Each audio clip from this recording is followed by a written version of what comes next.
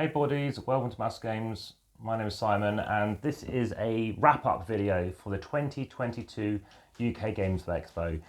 Today's Tuesday, I've recently got back. This is take 2.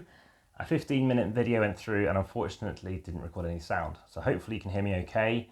It's not a live stream, so we'll have to see how that goes on. I'll be telling you a bit about why I've picked these games. Obviously this is what I've returned with. So if you're keen to see any of these brought to you to the channel, as I had a setup, play and review, an unboxing, a playthrough, solo playthrough, that kind of stuff, then of course hit the subscribe button if you haven't done so already, and the notification bell. Also share. Now in terms of the show, it was a very good show. Lots of games which I was keen to check out were there, such as Ark Nova, and it turned out that sometimes it's more efficient to either buy the game and then play it than queue to play it. Or in my instance, get someone else to buy the game and then play their copy. So there were some copies there for £53 dinged. You may have seen my video trying to get it for £60 before the show opened, but they were just too busy. Hopefully enjoyed other videos such as what to pack, queuing for the bring and buy, which I'll get onto.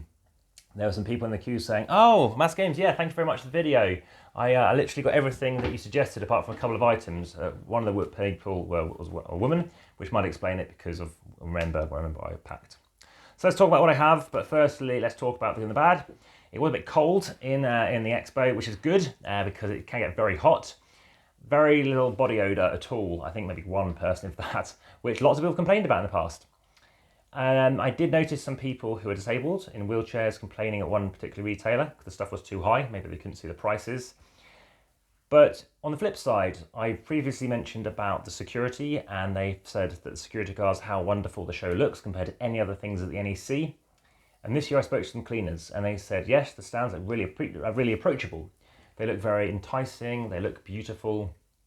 And the people who attend the shows, you know, people who would buy a ticket and walk around and shop, game, whatever, they're very friendly. So that's great to hear. So it's nice to have that experience.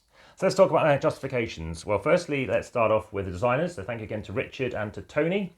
This is the promo by Stuff by Bez. I was handing out on the Stuff by Bez stand. And yes, it's an exclusive. There are 1,500 of these going out. So you can play with many of the games for Stuff by Bez. And as I didn't technically get the Stuff by Bez games at the show, they're not here. But there are 8 of them that I do have, which I had this year. 8 new games did come out, I think, at time of recording. And there's a Stuff by Bez playlist. So I've got Orient Express for Ticket to Ride promo. It's a long pack pin, which I should not have sat on because that was painful. Some more Stuff by Bez promos, some Dice Tower promos for Villagers, a notepad by a manufacturing company, which I'll be doing a video for them.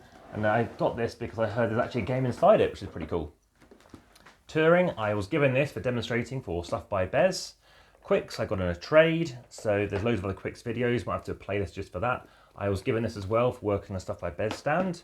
Newspeak I've played before, but this is a new version. We have some Oracle of Delphi promos going on here. We have a game by Sorry We Are French called Veruna, which has got pretty cool artwork going on there. I'll leave that off to the front.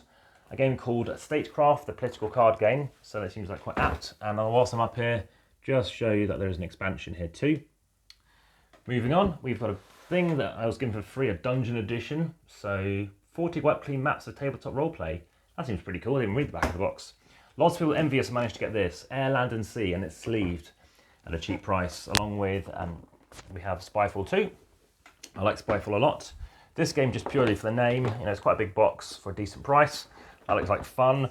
I know a friend who's got Raptor Island, they were at the stand next to me, so I picked that up. We have Micro Dojo, a game you can put through your letterbox. Kind of a worker placement game, I think, Micro Dojo, but the components can be a bit fiddly, we'll see. Talked about on a podcast, this is Falling, first time I've seen actually it in person. Cryptex looks quite interesting over here. You're a PhD student on your first dig, heading to the Valley of the Kings in Luxor, Egypt. So again, quite an interesting kind of game. That might be a murder mystery style, whatever it might be. I did play Gamer Over finally at the UK Games Expo, so there'll be a video about that and what I thought about it.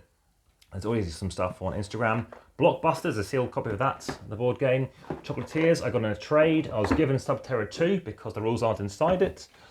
We have Tinker Tailor. I played a different version. This is by Richard Denning, the co-founder of the UK Games Expo. We have Robot Royale, which is the second game by E Street Games. Now, I'll come back to E Street Games, but I've seen E Street Games always at the Expo for the last 3 or 4 years. Even they're not sure if it's 3 or 4. But for me to see the same publisher there consistently gives me a good indication that something must be right. So I'm looking forward to trying them out. We have Mini Rogue. I'll be starting to talk about games I'm very, very keen to play quite soon, because this is like a 9-card game. It was initially a print and play, and it's now available. Coming back to some of the games I was keen to try but couldn't see at the UK Games Expo 2022 was Project L. It's not too new. Same with Kubitos, and also another game called Canvas. Unfortunately, there's various issues at Decorum as well. There's some issues getting that to the table on the final day.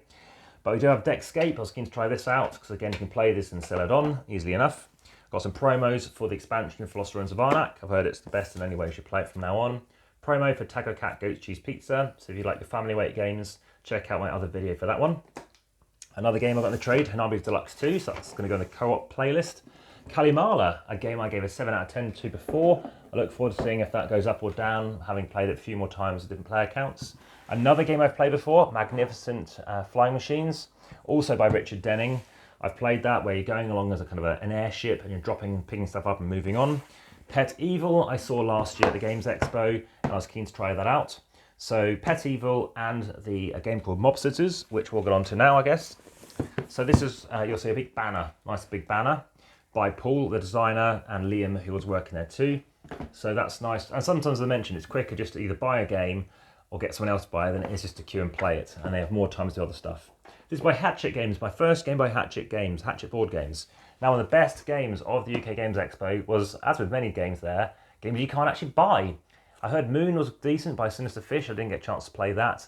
But Manragora by Bruno Cathala, I think Piro is the artist, is looking quite interesting here. So looking forward to checking that out. A nice kind of crazy box. And speaking about Hatchet, so I did play a painted copy of Flavian. Flavian, or Flav, is the owner of Hatchet Games, a studio that started last year. And it's a game called Northgard. Really good game. Thank you, Ollie, for the invite for a 9 AM on a Friday start. We have Coup Rebellion over here. I played various coups. It takes up loads of box space. Another trade, actually, with Ollie. We have Word on the Street. We have Elder Sign over here. Another co-op game. So again, more co-op playlist stuff. On to the Roll and Rights. So we have a playlist for Roll and Rights. We've got Copenhagen Roll and Rights. That game has grown on me on Board Game Arena. I've got loads of videos on Board Game Arena, so check that out too. We have Escape. We have got all Roll and Rights. Alhambra Roll and Rights. I do have Runestones. You might have seen I've got that. I do like Rutgerdon a lot. I've heard this is very good expansion. I haven't even played the original yet. I've had that since January. You know I like Rise of Augustus, or Augustus. Well, Paolo Mori has done Caesar Rome in 20 minutes by PSC Games. I've made other videos of PSC games such as Roman Roll, and also games such as Red Alert. So there's a playlist for that. Also we have Blitzkrieg, which is really interesting, World War II in 20 minutes by Paolo Mori, includes the Nippon expansion.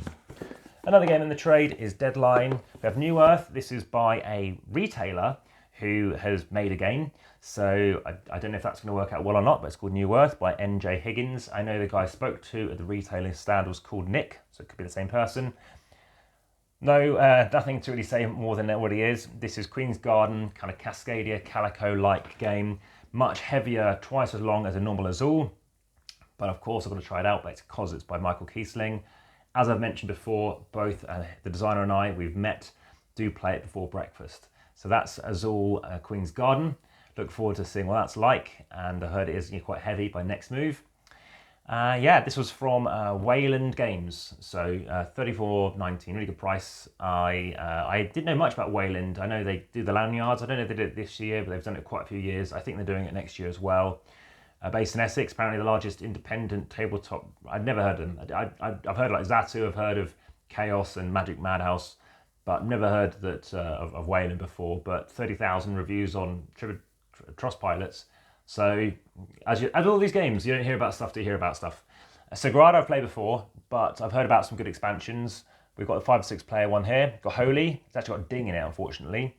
NEC, I think it's pronounced. This is Netrunner. This is a new system for Netrunner. Of the all top 100 games on Board Game Geek, ranked according to the top 100. There's 4 I haven't played, and Netrunner, I think I can squeak in a logged play for that one. War of the Ring. I met the designer of War of the Ring, 2nd edition. Fantastic. I didn't know that was the designer, Roberto. And I said, well, I've played it. My wife's played it. We haven't played it together. What expansion should we get? So here we have Lords of Middle-earth and Warriors of Middle-earth. They're also Ent miniatures, which is really cool. And finally, we have a game by Rory Muldoon, Scorer. Now, Rory has made a game with Matthew Dunson, who I also met at the UK Games Expo for the very first time. And we only met 6 o'clock at the Hilton, 2 hours after the show finished. And this is by ITB. And yeah, he has made the game Voyages, which I have a A4 printout, which is basically, well, no, it's properly printed, a roll and write game. So lots of games to get through.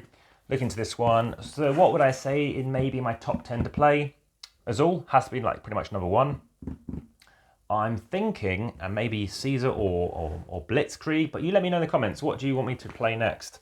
I think these would be quite accessible, 30-odd minute games. Word on the Street, I mean, how long does this take? Is this quite easy to play? I don't think it takes too long. This is not good that doesn't even have a length on it. I think Deckscape, that's one and done in an hour, I guess. Pet Evil looks fun. It's 2 to 4 players in 30 minutes. Okay. Mob City should be quick. Raptor Island's nice and small, and I'm hoping that means it shouldn't take long, but no indication of duration, so that's another matter. This is a simultaneous game, but it's 4 to 8 players, and it looks maybe faded. 90-second game. Wow, amazing. Rebel Royale, like I said, it's the follow-up by Paul to East Street Games. It looks quite like Tron, but quite puzzly.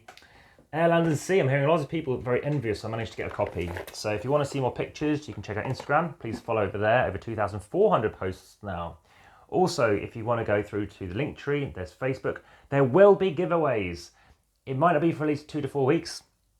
There's all kind of accessories initially, I think, that's going to start on there. So if you're interested in getting stuff, of course they are time sensitive. You have to keep clicking back to Linktree. Pretty much need to click back. I don't know how long I'm going to run the competitions for, but I might vary that. But do check back there. Aside from that, I think I've shown you everything else. So if there's any other questions, there is the comments, there's the description. If you are watching this, YouTube is best. And yeah, any other questions, you'll see me in the next 4K video, probably tomorrow. And for now, back to the table. Let's just leave you with this, with a fade out music.